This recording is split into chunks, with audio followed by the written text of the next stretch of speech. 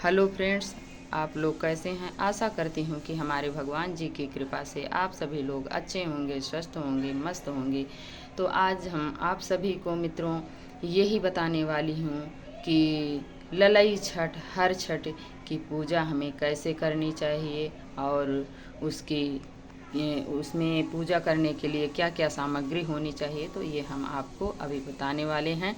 और हर छठ माता की आप सभी को ढेरों सारी शुभकामनाएं देती हूँ मित्रों। और वीडियो को बिना क्लिक किए हुए हमारे वीडियो पर बने रहिए ताकि आप सभी को पूरी विधि समझ में आए। तो ये व्रत मित्रों हमारे भगवान श्री कृष्ण के बड़े भाई बलराम का जन्मदिन होता है मित्रों इस दिन। और ये हल और मुसल जो होता है ये हमारे बलराम जी का ही शस्त्र होता है। तो हमें इस दिन इसकी बड़ी महिमा है और इनका हमें पूजन किया जाता है। और ये जो छठ माता होती हैं हमारी यूपी की महिलाएं करती हैं। और ये जो छठ माता का व्रत होता है ये पुत्र की पुत्र का ही व्रत माना जाता है। जिस महिलाएं के पुत्र रहता है वो इस व्रत को करती हैं। और जिन कन्याओं का विवाह नहीं हुआ रहता है वो अपने अच्छे घर बर की प्राप्ति के लिए इस व्रत को करती हैं।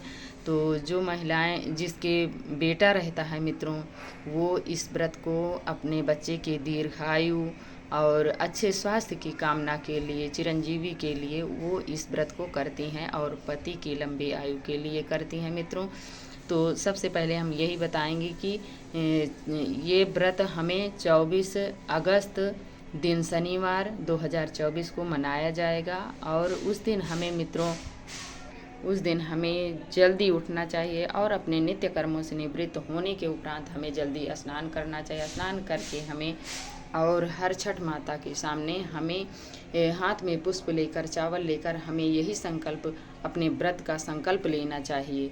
और उस दिन हमें माता रानी को जहाँ भी आप पूजा करें, पहली बात तो ये खुले में इसकी आकाश में ही पूजा की जाती है। तो आप अपने द्वार पर कर सकते हैं, अपने आंगन में कर सकते हैं। तो हमने ये आपको मिल जाए तो ये कुसा और ढाक के पत्ते में ही किया जाता है मित्रों। तो हमने ये ढाक का एक टहनी लाई हूँ और आप गमले में हो सके तो गमले में लगाइए, नहीं हमने एक लोटे में जल भरकर ये टहनी गाड़ दी हूँ और उसमें चुनरी लपेट दी हूँ। लपेट कर हमें फिर उसके बाद हमने कलश की स्थापना की है।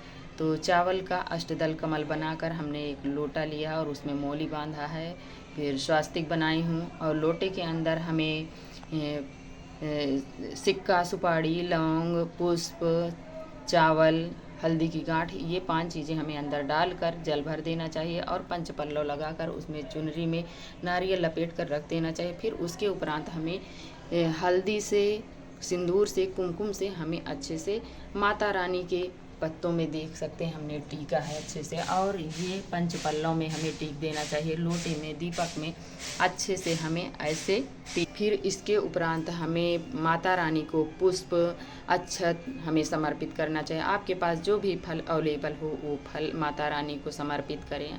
और हमें गौरा मैया के लिए सुहाग की कुछ सामग्री हमें ज़रूर समर्पित करनी चाहिए मित्रों। तो आप सभी देख सकते हैं चुनरी, मेहंदी, कंगन, लिपस्टिक, बिंदी, सिंदूर, मंगलसूत्र, ये हमने गौरा मैया को समर्पित किया है। और आपके पास जो भी मेवा मिष्ठान हो वो ज़रूर हमें माता रानी को समर्पित करना चाहिए। और धूप दीप जलाना हमें नहीं भूलना चाहिए मित्रों।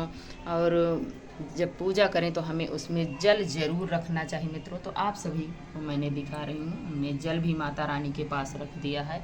और इस व्रत में मित्रों हमें ये जुते हुए खेत का अनाज नहीं खाना चाहिए। इसमें फसही का चावल और भैंस का दही, दूध, घी खाना चाहिए मित्रों। और जो दीपक आप जलाए हैं उसमें भी भैंस के घी का ही होना चाहिए। इस दिन कहते हैं कि गौ माता का कोई भी चीज़ हमें नहीं यूज करना चाहिए।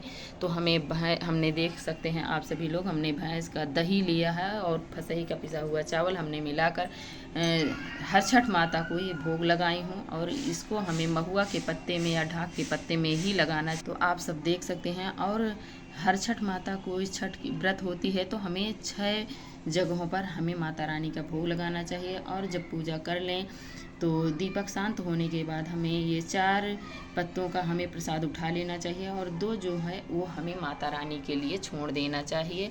और 7 प्रकार के हमें इस व्रत में हमें अनाज मुख्य रूप से ज़रूरी होते हैं मित्रों। तो आप सब देख सकते हैं, यदि आपको भुने हुए मिल जाए तो वो ठीक है, यदि नहीं है तो आप कच्चे ही लगा सकते हैं, देख सकते हैं। ऐसे हमें ये पूजा माता रानी की करनी चाहिए। जो भी आपके पास मेवा मिष्ठान फल फ्रूट हो वो हमें ज़रूर समर्पित करना चाहिए। तो इसके उपरांत पूजा में रही कमियों के लिए मित्रों हमें दक्षिणा माता रानी को ज़रूर चढ़ाना चाहिए और धूप दीप हमें ज़रूर दिखाना चाहिए।